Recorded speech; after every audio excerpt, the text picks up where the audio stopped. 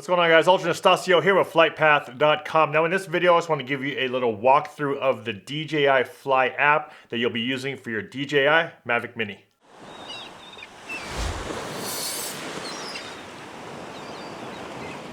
And if you guys are new to my channel, my name is Ultra Nastasio. I do a lot of drone tech, tips, tutorials, and product reviews right here on this channel. So if that's something that interests you, make sure you guys consider subscribing and also hitting that bell to be notified when I post new videos. And if you guys haven't seen some of my other Mavic Mini videos, make sure you guys check out the playlist. I'll put it above as well as down below. I have a few videos in there that might help you if you're doing some research on the Mavic Mini. And a quick disclaimer, this is an early version of the app, but I did match them up with a lot of the new videos from DJI. Everything does look the same, so I'm assuming it's going to be very similar to what they're going to be coming out with on release. So just know I'll put the version number down below, but just know it's an app, it's software. It's going to update over time, so things might change depending on when you're watching this video. But at this time, I just want to show you exactly what is in the current app that we're using. Now, as far as the app goes, I currently have it running on my phone, as well as here I have it running on my iPad Pro. So it is going to be available for Android and iOS devices. Now, once you get to the landing screen of the app, there's a few things you'll see right off the bat, right on the screen. On the top left here, you have is what's around you or your location. And on the top here, you have this book icon. And in here, you'll find some things that really going to help a new flyer. There's basic functionality, tutorials, tips, first flight safety, and also user manual, all within the app itself. So really nice that they were able to put all of that stuff directly in the app. So if this is your first time flying one of these, you might want to go through these and just kind of go through all the standard tips that are provided to you from DJI. In the bottom left, there's an icon for album. Here is where you're going to be able to create a mini video. So they allow you to do kind of preset templates and things like that in the app. So if you are familiar with something like the the Pocket or even the Osmo Action, they allow you to do these short clips or edit short clips into a template that will then export out into like a quick little sequence, which is really nice to have, so that if you shot a bunch of stuff with your drone, all you have to do is drag it into here and it'll automatically make this little kind of mini video for you. Next thing we have here is SkyPixel. So if you do have a SkyPixel account, it's basically like a online portfolio where you're able to put a bunch of your photos and videos. It's actually run by DJI. So they have their own kind of gallery storage area for you to put a bunch of your stuff on it. And the last one is Profile, which is basically your profile. So when you do log into the application itself, you have to have a profile made. So this just gives you some basic information about your profile. And in the top left, we have your modes. So all you have to do is click on the area on the top where it says P. That switches it to position mode, which is a pretty standard GPS mode. Click it again, it goes into sport mode, so you're able to fly your Mini a little faster. And then if you wanted to slow things down, they have C for cinematic smooth mode. And basically what that does, it does slow everything down. So even if you're at full throttle, it just goes nice and smooth in the air. So if you want to get a little bit more of a cinematic type of look, you would go into that area right there. Now the fact that I'm indoors, it's actually not giving me a solid GPS lock, because when you're indoors, you normally won't get a GPS lock. And that's what those vision positioning sensors at the very bottom are used for. So if you don't have a strong GPS lock, those sensors help you maintain hover while you're indoors. Now if you click that text there on the top, it actually tells you exactly what that caution is. But at the same time, you can change some of your parameters in here, like the auto return to home altitude, your max altitude, your max distance, as well as format your SD card, and also let you know how much space is remaining on your card. Now, if we start from the top, auto return to home altitude. Now, this is where you're gonna wanna set based on where you're flying. You want that altitude to be higher than the highest thing around you. So if you're flying around some trees, you want to be able to adjust this altitude here to be higher than those trees or those buildings, so that if in any case you hit return to home, it will then climb to whatever you set here. So if I did set it at 200 feet, 200 feet up in the air, and if I hit return to home, then wherever my drone is, it'll then go up to 200 feet, then it'll slowly start coming back home at that altitude.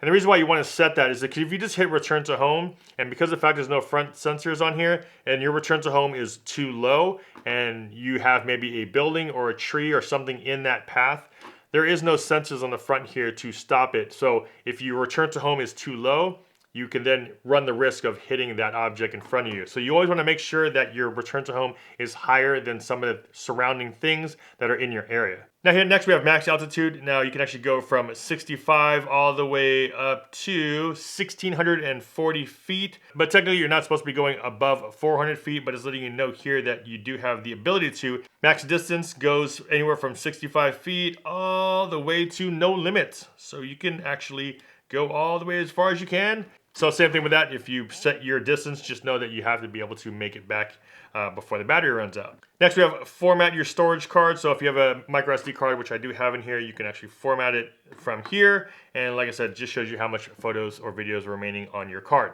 Next here is your transmission signal. Now, normally on the DJI GO 4 app, they would keep the GPS satellite number on this icon. For some reason on the Go Fly app, they don't have that. I actually really wish they would put that back in. So hopefully they do. So at least it lets you know. So as you can see at the very bottom, GPS searching is trying to connect to a bunch of satellites. You can see the numbers 5 and 6 down there. Now it's gonna need more satellites in order for you to have a stronger GPS lock. But like I said, in the Go 4 app, it actually told you when it was connected, as well as had a number of satellites it was connected to. Normally it connects to like 14 or whatever it is. But in this app, for some reason, they did not put that satellite number on this one. So hopefully in the software update, they might be able to do that. Next, we have the battery icon. So as you click the battery icon, it lets you know right now, same thing. My GPS is on only 5 satellites. You're gonna need more than that in order for you to have a solid GPS lock. But it gives you things like battery temperature, voltage, flight time. So a bunch of information you're gonna need to know about your battery's health. Now, if you click the 3 dots here on the right, you have a menu system that will come out. First one is update home point. So if you're flying and you're also moving, so if you're walking around or changing location or you're actually driving, you can then update your home point. So if your home point was at a certain area and then you moved, you can actually update the home point now to be exactly where your remote is by clicking that. Recenter gimbal basically is doing what it says it is. It'll then recenter the gimbal. So if you press it, you'll see that the camera will then recenter down and then recenter back up. If for some reason you have a disconnection with your remote control and your aircraft, this is a connect to aircraft, and now it'll then try to link it. So if this for some reason just got de-linked from each other, you're gonna go into this area, hit reconnect, and then it'll then relink your remote control to your Mavic Mini. Next we have is safety. Click on safety. Now at the bottom here we have sensors. Now if you want to recalibrate your IMU or your compass, this is where you're gonna go. And if you hit calibrate, it'll basically go through an illustration walkthrough to show you exactly how to calibrate both your IMU or do a compass calibration. Now one of the reasons why you might want to do something like an IMU calibration is that when you are hovering your Mini up in the air and for some reason it starts to drift or just moves, it doesn't seem like it's locking on any GPS, or it just seems like it's kind of flying a little bit odd. And this could happen maybe if you've taken a crash or if you're traveling, it gets banged around. A lot of times, you know, your drone itself will need to recalibrate. So if you do put it up in the air, I normally will hover for about 10 to 20 seconds up in the air first, just to see the characteristics of the flight. If you see it kind of moving or drifting while you're in the air like that, this is when you're going to want to do something like an IMU calibration. Now, compass calibration is also another one. So if you do have magnetic interference or you're trying to take off and you might be near a car, a fence, or anything that might have a lot of interference or magnetic interference with the Mini, it'll tell you in the app that you should do a compass calibration. But if you want to do it manually, you can do it through the app just right here. Now for advanced settings, all it is showing you what you're going to need to do to cut the motors if you're in mid-flight and you need to cut those motors off for some odd reason. Just showing you how to do that here, as well as like I mentioned in my previous video about the propeller cover. So if you do have the cage on there, you just want to be able to turn that on here because it does change some characteristics of the Mavic Mini itself when you do have the cage on there. So you want to turn that on. One of the coolest features I saw on the Mavic Mini, which I don't believe was on the Go 4 app, but I could be completely wrong maybe because I just didn't even look for it or it was updated and it might be there. I'll check again. But it's just find my drone icon right here, and what it does is if you were to lose it or it crashed or something like that and you went to find my drone, it actually brings up a map of the location of it, as well as if you press this, start flashing and beeping, it will start flashing and beeping. So if you crash into some bushes or trees or some area that you don't see it, at least you're able to turn on this flash and beeping noise to help you find it. Next section we have control. Now this is the flight mode changing, very similar to what we had in the very top left where you're able to change from sport to position to cinesmooth. So you're able to do that through here as well. And also if you want to change the metric or imperial units and how you want to read things in the app. So if you want to go by feet or meters, you're able to change that here. Gimbal mode. Now, normally it's in follow mode by default, which is really keeping the horizon leveled. But if you wanted to go into FPV mode, you click on FPV, the gimbal will actually rotate with the aircraft. So you don't have that leveled horizon anymore. It'll actually go and move with your drone, so it gives you that kind of fluid look, very much like what a fixed wing would look like. So this is what they call FPV mode, but normally you would be in follow mode just like that, where you would maintain horizon, but if you want to go into FPV mode, you would be able to do that here in the app. Now under control, under gimbal, for some reason, I don't know why they buried it under the advanced tab. It's definitely one of those things that you're gonna want to click on. And I think they just need to bring it back out into the main area of the app. But when you click on advanced, here you're able to adjust the speed of your gimbal as well as the smoothness. Now, one of the big things is that I like to do is point my gimbal up just a little bit. Now you're able to turn that on and off here. That way you're able to point the gimbal slightly up and then back down. So if you didn't have that turned on, it would only shoot horizontal, but if you turn it on, now you're able to point that camera up just a little bit. You can now point it up. Now here's me pointing it all the way down, and there's straight, and then it tilts up just a little bit more. So I like to use that on my Mavic Pro as well as my Mavic 2 because now you're able to catch a little bit more of that sky. So say you're flying out there and you have a really nice horizon, a really nice sunset or something like that, and you can now capture a little bit more clouds and more sky.